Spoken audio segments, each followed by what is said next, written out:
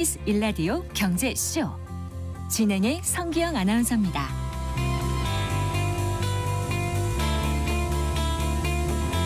4시 18분입니다. 자, 세무상담 무엇이든 물어보세요 코너 순서입니다. 생방송 도중에 성기영의 경제쇼 홈페이지 청취자 게시판에 세금과 관련한 질문 남겨주시거나 상담 내용을 샵 9730으로 문자 보내주시기 바랍니다. 짧은 문자 50원, 긴 문자는 100원, 그리고 어플리케이션 콩은 무료입니다. 실시간으로 전화 상담 원하시는 분은 서울 전화 02-368국에 1002번과 1003번으로 전화 주시면 안수남 세무사가 명쾌하게 답변해 드리겠습니다. 서울 전화 02-368에 1002번, 1003번입니다. 네, 오늘도 세무법인 다솔의 안수남 대표 세무사 스튜디오에 모셨습니다. 반갑습니다. 네, 반갑습니다. 네, 안녕하세요. 네. 최근에 국회를 중심으로 상속세 완화에 대한 논의가 다시 지금 수면 위로 올라왔습니다. 네. 이번에는 불씨를 지핀 쪽이 야당이었잖아요. 예. 어떤 내용인지 좀 소개를 해주세요.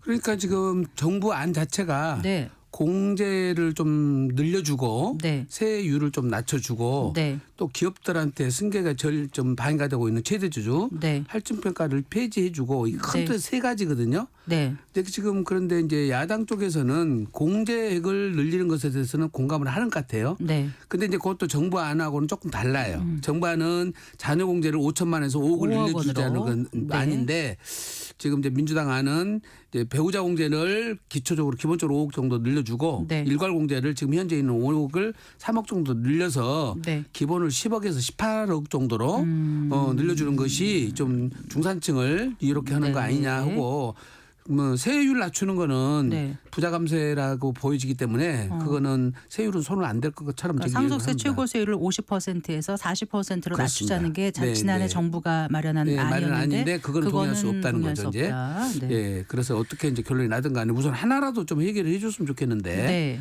예, 지금 현재 지금 임시국회가 열리고 있는데 이거 지금 상속세는 좀 안 올라온 것 같아요. 안은. 작년에 예. 그 정부안이 나왔다가 계속 이제 기대를 하게 했는데 네. 결국은 이제 무산이 됐지 않습니까? 그렇습니다. 근데 예. 이번에 또 다시 또 얘기가 나오는데 네. 다시 또 아무것도 안 되면 맞아요. 괜히 이거 희망 고문만 희망 고문 하는 거 시키는 아닐까요? 거고. 네. 대상이신 분들은. 네, 맞습니다. 예. 그 상속세 개편의 핵심은 이제 여당 쪽에서는 특히 기업 승계 부담 완화라고 강조하고 있지 않습니까? 네, 네. 이 부분 세무사님 어떻게 생각하세요? 사실은 지금 기업하시는 분들이 지금 어떻게 보면은 상속이 두 번 이루어져 버리면 네. 50% 그렇게 네. 해서 세금 내고 나면 남는 게 뭐가 있냐는 거죠.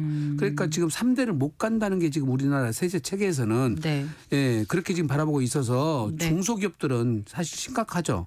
대기업들은 그나마 준비를 해서 어떻게 좀 승계 전략이 그나마 가능한데 네. 대기업도 어렵기는 마찬가지입니다만 중소기업들은 한 번만 해도 휘청거립니다. 이거 예, 세금 부담한다는 자체가 네. 현재 그리고 주식 평가도 현재 시장 평가보다 상당히 높게 평가돼 있거든요. 시스템이. 네. 그러다 보니까 사실 오히려 코스닥 상장을 시켜가지고 주가를 낮추는 방법을 쓰는 기업들도 있어요. 현행 세법상 평가액이 너무 높기 때문에. 그래서 높게 평가되는 데다가 세율도 높아버리니까 세부담이 감당이 안 되는 거고 네. 또 가업 상속 요건이 굉장히 까다로워요 생각보다. 네. 그러니까 거기에 요건이 안 돼서 일반 세율로 적용받는 분들이 꽤 많다 보니까 예, 기업 하시는 분들한테는 진짜 큰일이죠 사실은. 네. 네. 우리 상속세 최고세율이 30억 원 초과가 50%인 거잖아요. 그렇습니다. 네, 이거 그러면은 세계에서 뭐 두 번째로 높다 이런 평가가 나오는데. 일본은 55%지만 그거는 유산 취득세거든요. 네, 네. 체계가 저희는 유산세 체계고 네. 전체 상속세에 대한 세율이 50%고 그거는 네. 나눈 각자 것에 받는 대한 것에 대해서. 55%이기 때문에 네. 실질이 우리나라가 제일 높고 그렇군요. 그다음에 지금 주식에 대해서 최대 주주 할증평가로까지 따지면 저희는 60%가 돼버거든요. 네. 너무 과혹하죠. 사실. 애초에 이게 상속세율이 정해진 게 99년인가요? 99년에 시행해서 2000년부터 시행됐던 거니까 네. 지금 35년째가 시행되는 아니 법이거든요. 25년째죠. 25년, 99년, 2000년이니까. 2025년. 어쨌든 25년 사이에 이제 값도 많이 올랐고 모든 그럼요. 자산 가치가 예. 그런데 그대로 적용되는 것에 대해서는 어떻게 생각하는가는 이제 질문을 많이들 하시긴 네. 하는데요. 참 고민이 많을 것 같습니다. 왜냐하면 그렇습니다. 세수가 많이 줄어서 나라 살림하기 좀 어렵고. 그런데 이제 상속세나 이 세율 자체가 전체 세수에서 2.4%인데 네. 그게 2.4% 부담도 지금 OECD 국가 중에서는 최고거든요, 지금. 네, 네. 그러니까 조금 줄여도 감당이 되더라도 평균 OECD 평균보다는 높다는 생각을 갖고 있습니다. 네. 알겠습니다. 네. 이제 그 세무 상담 직접 들어가 보도록 하겠습니다. 생방송 도중에 실시간 전화 상담 원하시는 분은 서울 전화 02-368에 1002번 1003번으로 전화 주시면 즉문즉답 명쾌하게 상담해 드리겠습니다. 일단 강종대 님께서 질문을 해 오셨어요. 네. 10억을 아들 딸에게 5억씩 증여할 때 세금이 얼마입니까? 좀 간단한 거라서 먼저 여쭤봅니다. 네, 10억 정도 같으면 한 2억 4천 정도 나오고요. 네. 5억 정도 같으면 한 8천 정도 나오는데 8천이면 각각 8천만 원. 네, 각각입니다. 네, 네. 그러니까 이제 좀 일반인들이 상식적으로 기억해 두실 것이요. 네. 재산이 자녀들한테 돈을 자금을 마련해 주는 것이 목적이다 그러면은 네. 이제 그 조금 능력대로 주시면 좋지만은 자산가들 입장에서 보면은 네. 내 재산을 덜어내야 되거든요. 상속세 세율이 50% 구간에 가 있다면은 네. 증여세율이 20%나 25% 정도 증여세를 내서 네. 분산 증여를 할 생각을 하셔야 되거든요. 네. 그러니까 2천만 원, 5천만 원 줘가지고 증여세를 전혀 안 내고 네. 증여를 하는 거는 네. 예, 30년 가도 1억 4천밖에 안 넘어가잖아요. 그러니까 그런 분들은 한 번 증여할 때마다 5억 정도 네. 예, 이렇게 하면 실효세율이 17%밖에 안 되거든요. 네, 네. 세율이. 네. 그러면 10억가 24%니까 네. 내 재산 규모하고 증여가액하고 네. 비례적으로 주셔야 돼요. 예. 네, 그래서 어떤 분들은 재산이 200억이 있는데 네. 5천만 원 이러고 주고 있어요. 뭐 언제 덜어내겠냐고 그거를. 네, 그래서 네. 내 재산에 비례해서 주시는 게 좋겠다. 네, 알겠습니다. 네. 일단 전화가 계속 들어오고 있어가지고 먼저 전화 연결부터 해보겠습니다. 첫 번째 전화입니다. 여보세요. 네, 안녕하세요. 네, 어떤 게 궁금하세요? 네. 저기 주택 한 채를 부모랑 아이 한 명 공동으로 취득을 해서 네, 근데 이제 취득하는데 돈은 자녀는 일부 자기 돈이 있고 저희가 일부 증여하고 예, 또 일부는 대여하는 식으로요. 예. 이 아이가 직장에 있어서 보니까 상환하는 예, 식으로 예. 한 뒤에요. 예. 이 주택의 거주 형태를 질문하고 싶어요. 네. 세금이 달라지는지요. 그러니까 이 집을 그렇게 취득한 다음에 부모랑 자녀가 같이 사는 것과 네. 자녀는 아직 미혼이에요. 네, 아니면 자녀만 사는 것, 아니면 부모만 사는 것, 네. 아니면 아예 임대를 주는 것, 네. 어떤 것이 절세가 되는지 잘 모르겠어요. 다양한 집이 지금 시나리오별로. 어디 있나요? 집 소재지가 어디예요? 서울이에요. 서울 어디에 무슨 동이에요? 서울의 여기가 잠실동이에요. 그럼 잠실동. 송파구잖아요. 네네. 송파구라서 거기는 조정 대상 지역이라서 네. 2년 이상 거주를 해야 되거든요. 근데 네네. 자녀가 미성년자가 아니라서 네. 세대 분리 요건이 되기 때문에 네. 어머니랑 자녀랑 다 함께 살아야 전체 비과세를 받을 수가 있어요. 네네. 그런데 두 분 부모님이나 자녀 중에 한 분만 사시면 안 산 분들은 비과세가 안 됩니다. 네네. 네, 그래서 일반적으로 다 소유자 모두가 같이 거주하는 게 좋을 것 같고요. 네. 장기 보유 특별공제도 거주 여건 기본 2년은 채워야지. 네. 예, 저기 공제율 자체가 2%에서 4% 올라가거든요. 네. 그래서 부모님과 자녀가 함께 거주하는 것이 가장 절세 방법입니다. 네. 네. 그리고 2년 뒤에는 어떤 팔 수도 있군요. 그런 이제 그 가격이 얼마인가요? 가격대가? 글쎄요, 한 10. 실거래가 말고 하는 지금 상금액이 얼마냐고 취득가액이요. 취득 금액이 12억이요. 취득이면 이제 거기서 오른다 하더라도 한 20억 정도 오른다 하더라도 네. 2년 거주만 하면 세부담은 높지는 않아요. 2년만 네. 필히 거주를 하세요. 네. 간단하게 네, 감사합니다. 12억에서 지금 20억이면 많이 오른 거긴 한데 많이 올라갔는데 8억이 올랐는데 네, 거기에 대해서 1세대 얼마 되지 1주택? 않는다는 게 어떻다는 거예요? 어느 정도 나오길래 얼마 안 나온다는 그게 말씀이세요? 이제 4분의 3이 비과세가 되고 네. 4분의 1이 과세가 되기 때문에 8억에 대해서 네. 4분의 1이 과세. 네네. 네. 그래서 가액 자체는 높지를 않아서 네. 장기 보유 특별공제가 네. 이제 4%짜리 그다음에 네. 2년 거주하면 8%가 되거든요. 네. 그래서 그 세부담은 그렇게 크진 않은데 제가 볼 때 1인당 한 1억 미만일 것 같아요. 지금 장기 보유 특별공제 연한을 다 채웠을 때 기준으로 말씀하신 한 5년 건가요? 정도만 보유했다고 5년 정도 보더라도. 보유하시면 네, 네. 거주 1년당 4%, 네. 그다음에 보유 보유 1년당 4%인데 거기에 또 2년 거주하면은 예. 비과세 요건인데 비과세는 12억 초과하면 비과세 요건이 중요한가요? 그것도 12억까지만 비례적으로 네. 비과세가 되고 네. 12억 초과분은 네. 과세가 되기 때문에 네. 20분의 12는 비과세, 네. 20분의 8은 과세돼요. 네. 그중에 장독공제를 한 다음에 네. 또 둘이 2분의 1씩 나누니까. 네. 그래서 누진공제 또 늘어나서 네. 그래서 잘 해놓으신 거죠. 어떻게 네. 보면 공동소유 하신 네, 거는. 많이 고민을 하시고 이렇게 좀 해놓으신 네. 것 같습니다. 그렇습니다. 네. 예. 전화 하나 더 연결돼 해볼게요. 여보세요. 네, 여보세요? 말씀해 주십시오. 네, 안녕하세요. 네, 안녕하세요. 예, 제가 네. 동고주택 상속 공제가 되는지 한번 말씀드리고 싶은데요. 예. 네, 아버지께서 작년 12월에 돌아가셨고요. 예. 그리고 비조정지구에 서울에 아파트 하나가 있어요. 예. 근데 저는 성인이고 무주택자고 예. 태어나서 계속해서 부모님하고 같이 거주했었어요. 예. 근데 아버지께서 아프기 시작하면서 다른 자녀가 예. 그러니까 제가 부모님 두 분을 다 모시기 어려우니까 예. 아버님을 주민등록을 이전해서 예. 모시고 가서 거기에서 입원도 하고 통원 치료하면서 지내시다가 예. 24전에 돌아가셨고 네. 어머니는 그 전에 돌아가셨거든요. 네. 그래서 제가 아버지하고 주민등록이 떨어져 있는 기간이 약 6년 정도 되는데 네. 이게 그 AL 규정의 지속적인 질병 치료에 해당돼서 네. 동거주택 공제가 되는지 어쩐지 궁금해서요. 오, 그 특이한 케이스인데요. 네. 지금 제가 여기서 즉답을 좀 해드리기는 곤란하고 예외적인 규정이 있긴 한데 지금 네. 질병 치료 목적으로 오빠가 모셔간 거예요? 네. 그러면 어떻게 치료를 하셨나요, 오빠가? 거기에서 집에 계시면서 통원 치료하고 또 입원도 몇 번 하셨어요. 그러니까 거기에 또 치료를 거기에 오빠가 모셔가야만 치료할 수 있는 부득이한 사유가 있었나요? 아니면 따님이 모시고 치료하는데 불편함이 있었나요? 이제 부모님이 두 분이 다 계셨는데 네. 어머님도 좀 아프시기 시작했어요. 네, 네.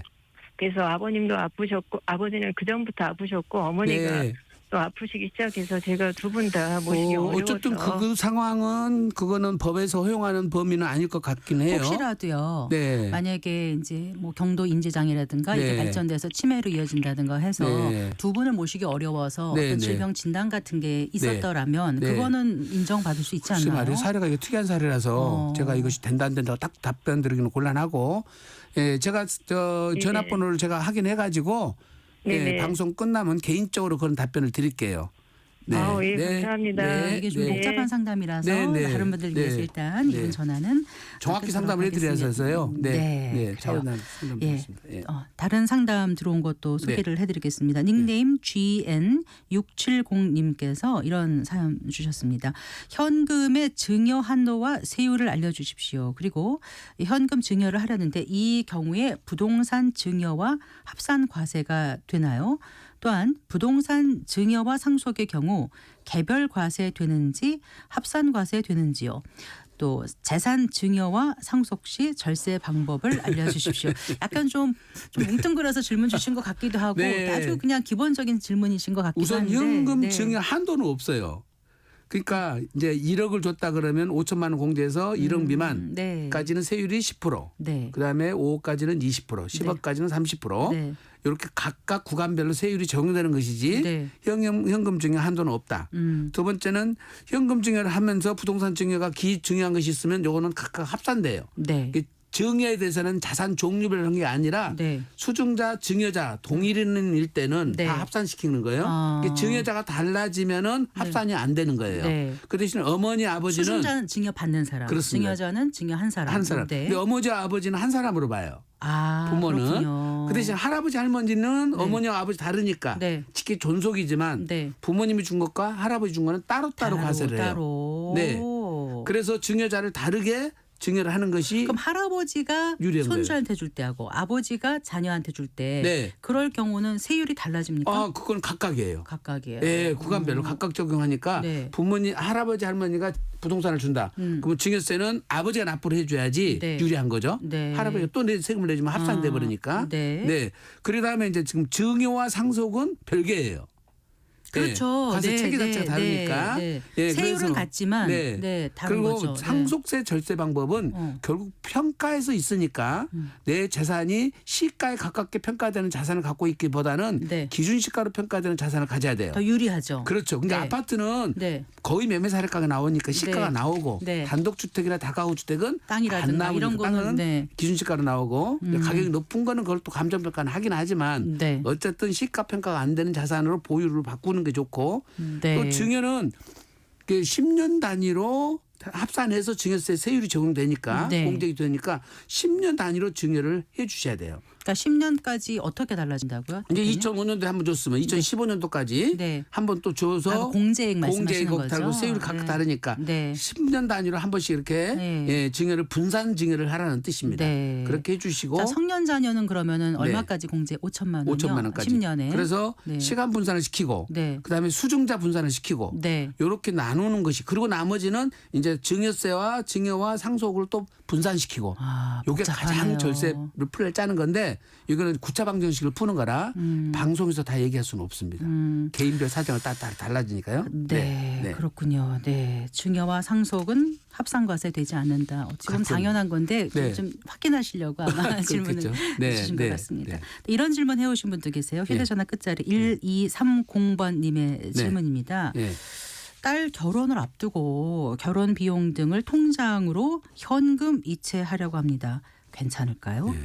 근데 이분 질문이 부가세가 나오는지 이렇게 여기서 물어보셨어요. 부가세는- 부가세가 네. 해당이 됩니까? 아 부가세라는 거는 네. 물건을 사게 되면은 네. 당연히 소비자가 부담하고 사는 거고 네, 네. 그거는 물건가에 포함돼 버리니까 네. 부가세 별도로 낼 일은 없고요. 네. 지금 혼례비는 사회통념행상 예, 당연히 부모님이 예, 부담해야 될 그런 혼례비 정도는 증여세가 해당이 안 부담할 돼요. 수 있다. 그렇습니다. 네. 네. 집에 전세를 부담해야 되는 얻어둔다든지 의무가 있는 게 아니고 아니고, 부모님께서. 도와주면 네. 네. 도와주는 거 그러니까 사회 그거까지는 통념상 어느 정도냐는 거죠. 아니 이제 그런 것들이잖아요. 이제 예를 들어서 혼수용품, 네. 그다음에 생활하는데 가족 저 가정 뭡니까 그또 살림살이. 냉장고에 살림살이 예, 예. 이런 거 사준 거는 괜찮은데 네. 뭐 차량을 산다든지 차를 사준다든지 수용차를 네. 예, 아파트 전세를 전세금을 해준다든가. 네. 그다음에 고가의 또 규정품을 사준다든지 네, 이런 거는 사회 통념이 벗어난다고 봐야죠. 네. 사회 통념. 네. 그러니까 나의 수준이 아니라 사회 통념상.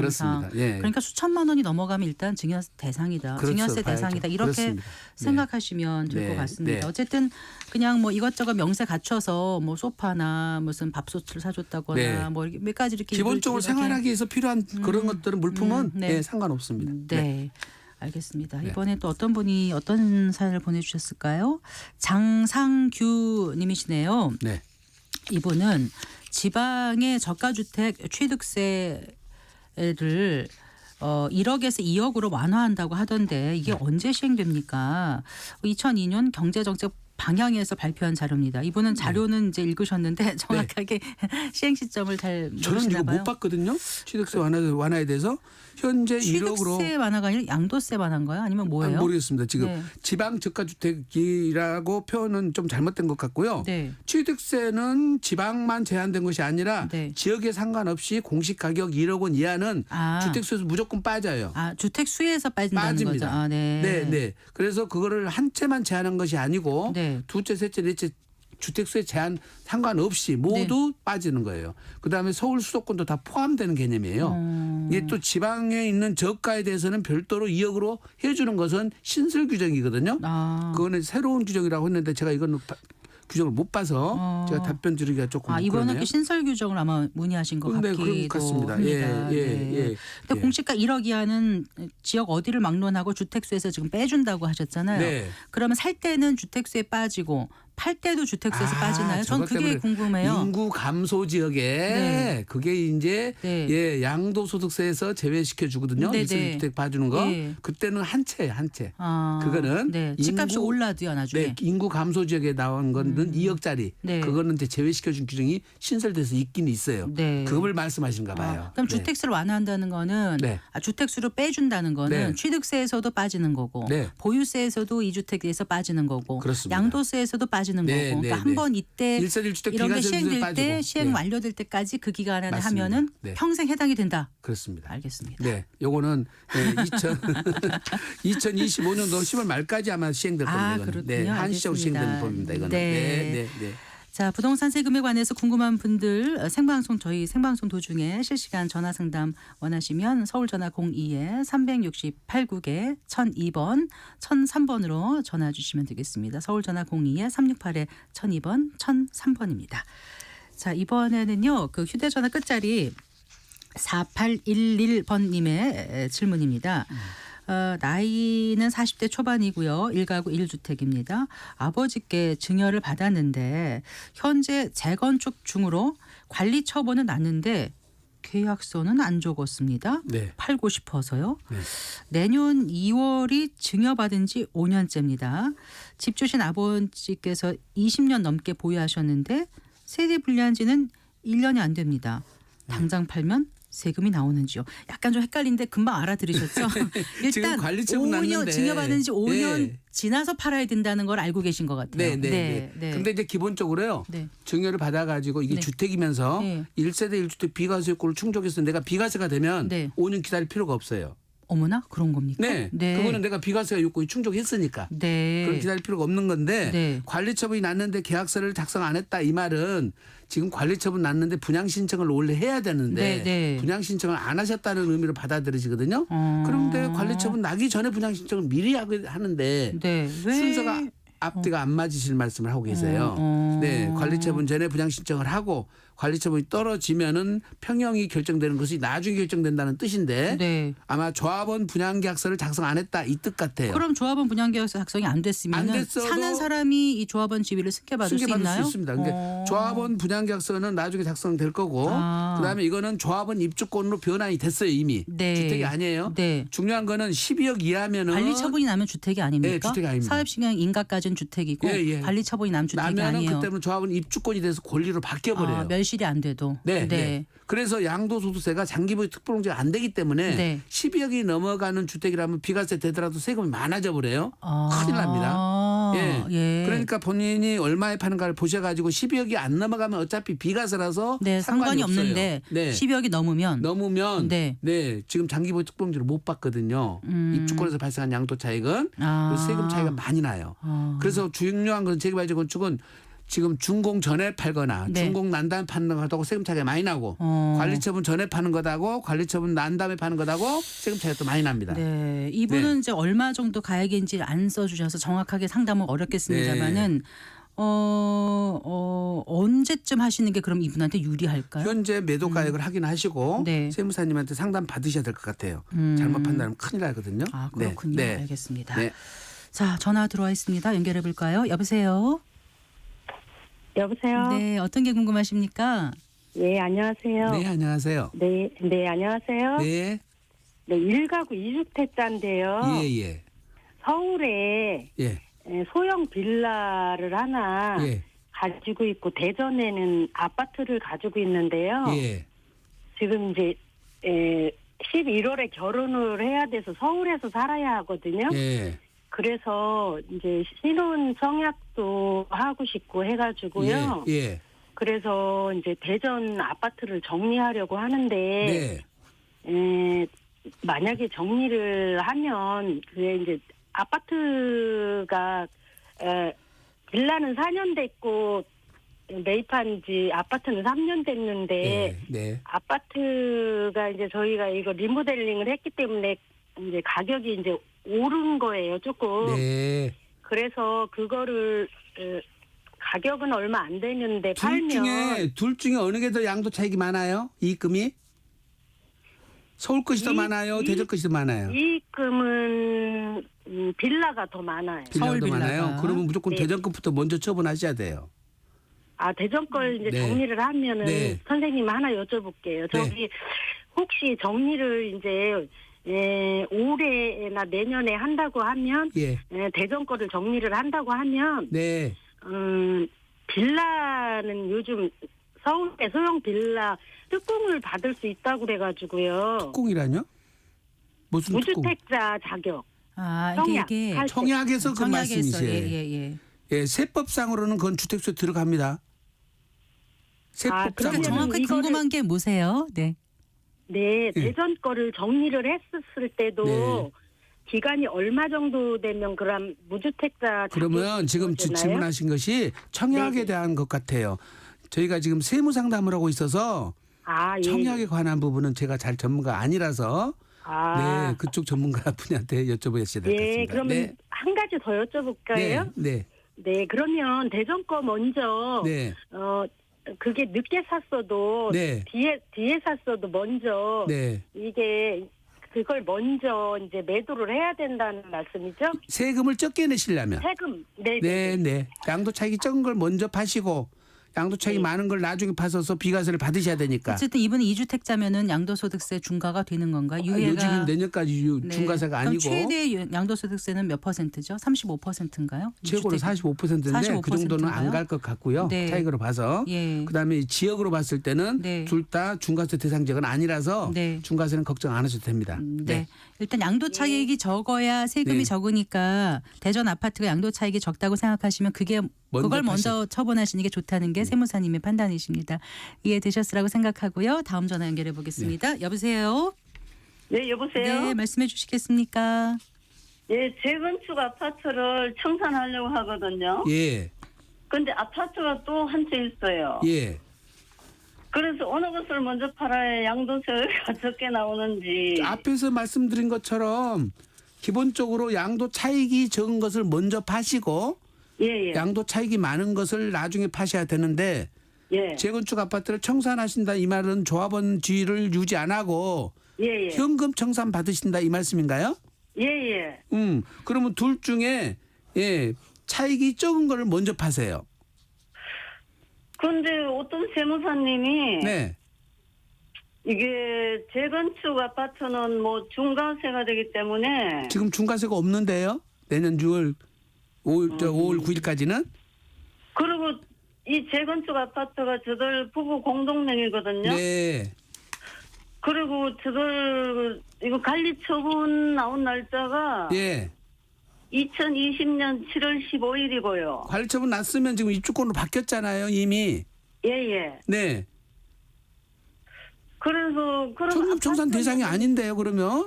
예? 현금 청산 대상이 아니시라고 사모님은. 잘못 알고 계세요. 아니요, 네. 저거를 저들이 다른 사람하고 공동명의가 돼 있는데 그 다툼이 생겼었어요. 어떤 게가? 재건축 아파트가요? 예예. 그것이 그래서 저기 조합에서 소송을 한 상태거든요. 지금. 어쨌든 간에 제3자하고 공동 소유하고 있는 이걸 하나 갖고 있고 예. 아파트 또 한 채가 따로 있다 이 말씀이죠? 예예. 그러면 지금 세무사님 가셔가지고 세액 계산을 각각 해보셔서 예. 유불리를 따져보셔야 되는데 재건축 예. 아파트 관리처분 계획이 떨어진 상태에서는 조합은 입주권으로 변환됐기 때문에 양도소득세가 의외로 많이 나올 수도 있어요. 거래가액이 얼마인지는 모르니까 거래가액 가지고 다 비교를 해보셔야 돼요. 취득가액이랑. 근데 거래가가 그거 뭐죠 그거? 권리가액으로 합니까? 지금 양도가액이 얼마나 시세가 얼마나 가요? 한 12억 정도요. 12억이요. 12억 예. 정도 가면은 1세대 득 되면은 비과세가 돼서 예. 문제는 없을 것 같은데 이거 재건축 아파트 몇 년도 사셨어요? 저거 재건축은 안 살고요. 아니 언제 사셨냐고 사시기를 취득을. 2017년 7월 17일. 2017년 7월 17일이니까 거주 요건이 필요 없는 기간이었거든요. 예. 그러니까 보유 2년만 넘었으면은 비과세 되니까 예. 지금 재건축 아파트하고 지금 아파트 한 채 가지고 있는 것하고 둘 중에 양도 차익이 많은 것을 나중에 파시고 예. 적은 것을 먼저 파세요. 네. 예. 네. 네. 예, 알겠습니다. 네. 네, 네. 다음 전화 연결해 보겠습니다. 여보세요. 여보세요? 말씀해 주십시오. 네. 저기 다른 게 아니고 네. 아파트를 가지고 있고요. 예. 그 소형주택을 아직 그 준공이 떨어진 건 아닌데 소형주택을 지어서 준공을 떨쳐서 예. 가지고 있으면 나중에 아파트도 팔 때 비과세 적용을 받고 소형주택도 나중에 마지막에 이제 그 소형주택을 마지막에 팔 때도 비과세 적용을 받는 건지 네. 그게 궁금해서요. 소형 주택을 지금 신축 중이세요? 신축한 것을 분양받으신 거예요? 아닙니다. 저희가 땅을 매매해서 신축 중이에요. 아직 준공이 안 났고요. 근데 지금 봄에 날 건데 면적이 얼만데요? 면적이 18평, 그러니까 60제곱미터 이하인 것 같긴 한데요. 예. 근데 이게 그 경기도 요즘대 좀 다르다고 해가지고 예. 소형주택이라든가 농가주택이라든가 이런 기준을 정확히 모르다 보니까 이게 누구는 이제 대상이 된다. 기존에 살고 있던 아파트를 처분하고 그 소형주택에 이제 부부가 같이 가서 살면 기존에 있던 아파트를 팔 때 양도세가 나온다고 그러는데 안 나올 것 같은데 나온다고 해서 잘 몰라가지고요. 지금 소형주택 신축 매입은 우리 세법에 나와 있는 매입으로 돼 있거든요. 이게 지금 근데 이게 신축 토지하고 건축물하고 합치면 금액이 토지가액이 2억, 뭐 건물 지은 게 뭐 한 2억에서 4억이잖아요. 네. 소형주택이지만 네. 금액 제한은 없는 건지. 제가 지금 그 요건 자체를 정확하게 한번 제가 봐야 되겠지만은 제가 지금 기억하기로는 신축 소형 주택을 매입한 경우에 최초로 매입한 경우에 세제 혜택을 주도록 돼 있는데 이번 매입이 아니라 지금 직접 본인이 지으시는 직접 거잖아요. 지었다고 그러니까 네. 지은 것까지 네. 포함되는 건가는 제가 좀 한번 확인해서 답변을 드려야 될 것 같은데요. 그런데 이것이 이제 1세대 1주택 비과세에서 제외해 준다고 그랬을 때는 이 주택수를 빼주는 거예요. 주택수에서. 그러니까 네. 아파트 한 채 갖고 있는 상태에서는 아파트는 항상 비과세 되는 거고 일반적으로는 주택을 취득하고 3년 안에 기존 주택을 팔아야 되잖아요. 네. 그런 그렇죠. 적용을 안 받는다는 뜻이거든요. 그러면 20년 살고 이 집도 소형주택도 가지고 있고 지금 한 10년 더 살고 네. 그 이후에 아파트를 팔아도 양도세는 없다는 지금 거죠. 말씀드린 대로 특례주택 요건에 해당되면은 네. 그런 세제 혜택을 네. 주는데 제가 기억하고 있는 것은 매입만 지금 그 세법의 요건을 두고 있는 걸로 알고 있는데 신축까지 포함되는 것인지는 제가 더 세밀하게 한번 봐야 될 것 같아요. 네. 알겠습니다. 여기서 오늘 직답을 못 하니까 제가 네. 답변을 다 추후에 개별 답변 드릴게요. 네, 이런 네. 경우는 이제 미분양 네. 이런 것들이 많기 때문에 네, 매입해가지고 맞습니다. 하는 거에 대한 이거는 이제 원래 세제 혜택을 주는 것 건설업자한테 같아요. 네. 혜택을 주기 위해서 만든 또 한 법인데 채인지 또 두 채 이상인지 이런 것도 잘 모르겠습니다. 한 채만 해줘요. 한 채만 이거는. 해주니까. 네, 한 채만 네. 해줍니다. 알겠습니다. 예. 이번에 네. 김경순님의 그 사연 소개를 해드리겠습니다. 김경숙님이십니다. 1가구 2주택으로 먼저 취득한 2013년 취득 아파트에 대한 양도세 문의입니다. 2013년에 남편의 이름으로 7억의 분양을 받아서 2020년 7월 27일 아내에게 40% 증여했습니다. 2025년 7월 27일 이후 팔면은 남편, 아내 각각 양도세 얼마인가요? 현재 매도가 17억 원입니다. 이렇게 보내주셨는데 네. 이게 왜 정부가 5년을 기준으로 삼고 하시는 것 같아요? 왜 이율과세 그러셨을까요? 때문에 그런 건데 네. 아까 말씀드린 대로 1세대 비과세가 되면 이율과세는 사실상 고려 안 해도 되는데 네. 이제 문제는 취득가액을 적용받으려면 5년이 넘어야 되거든요. 네. 제일 중요한 건 2020년 7월 27일 날 평가액이 나와야 되는데 네. 평가액이 안 나와서 정확한 세금은 모르겠지만은 지금 10억이라고 가정하면 네. 7억이 분양돼서 20년에 10억 됐고 25년에 17억이 됐어요. 판다면 네. 제가 계산해 보니까 남편이 한 2억 8천 되고요. 네. 아내는 약 8,500만 원 정도 돼요. 아. 이게 중간에 한번 이렇게 증여를 해준 것이 네. 세금 절세 효과에서 굉장히 큰 거죠. 네. 예, 취득 그래서 금액이 다시 올라가 있는 올라가서 상태에서 그렇습니다. 다시 하니까 양도세가 그렇습니다. 줄어드는 줄어드는 효과가 거예요. 있는 거죠. 네. 그 대신 또 네. 이제 이럴 때는 5년이 지나야 되는데 네. 현재 법은 10년으로 바뀌었어요. 이제. 그렇죠. 예, 네. 예. 옛날에는 5년이었어요. 네. 이제 지금은 10년으로 바뀌었다. 알겠습니다. 네. 네. 다음 사연은요. 휴대전화 끝자리 4997번님의 질문이에요. 네. 서울에 공시지가 8천만 원 빌라와 천안에 공시지가 7천만 원 아파트가 있는데 네. 만약에 서울에 3억 원의 아파트를 산다면 취득세는 얼마나 나올까요? 네. 이렇게 질문을 주셨어요. 이 저가주택은 주택수에 다 빠져버려요. 아, 그러니까 1세대 1주택자로 봐서 이분의 경우는 1.1% 내지 1.2%만 내시면 됩니다. 아까 저가주택이라는 것은 이제 1억 미만의 주택을 살 경우에 해준다고 하셨는데 보유한 것도 빠지는 거예요. 보유한 것도 빠져요. 네, 네. 그러면 네. 지금은 이분은 세법상으로는 무주택자로 간주가 되는 거예요? 그렇습니다. 네, 주택수 다 알겠습니다. 빠져버리니까. 그럼 3억 원 미만이면 취득세율은 어떻게 됩니까? 1.1%에다가 네. 이제 서브까지 따지면 1.1%입니다. 알겠습니다. 그러면 크게 부담은 없으시겠네요. 그렇습니다. 300만 원 정도, 네, 330만 원 정도 그렇습니다. 되시겠네요. 예, 예. 자, 이번에 청취자 게시판에 올려주신 고연일님의 사연입니다. 조금 복잡한데요. 21년 6월에 땅을 사고 22년 9월에 상가주택을 준공해서 현재까지 살고 있는데 5년을 살 경우에 양도세율이 얼마나 되는지 궁금합니다. 동탄 2지구내 3층짜리 상가주택이고요. 대지면적 80평, 건폐율 60%, 연면적 120평 중에서 상가가 30%, 주택 비율이 70%입니다. 주택은 주인 세대, 투룸, 쓰리룸 이렇게 세 가구인데 주인 세대에 직접 살고 쓰리룸, 투룸에는 세입자가 살고 있고 1층 상가도 직접 운영하고 있는데 앞으로 2년 더 살고 5년째 되는 2027년에 매도한다면 네. 각각의 양도세율이 궁금합니다. 토지 상가 주택 각각의 양도세율 계산이 가능하실까요? 상가 주택은 자세한 게 나온 게 없어서 계산법이 헛갈립니다. 참고로 토지는 제 명의로 돼 있고 건물은 부부 공동 명의이며 1층 상가는 전체 다 와이프 명의로 사업을 운영하고 있습니다. 복잡해요. 복잡한데요. 네. 세법상으로 아주 간단합니다.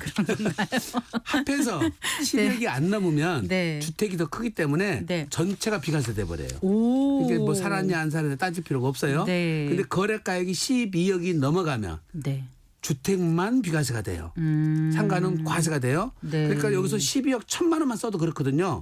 그러면 세금하고 계산을 해봐야 되겠죠?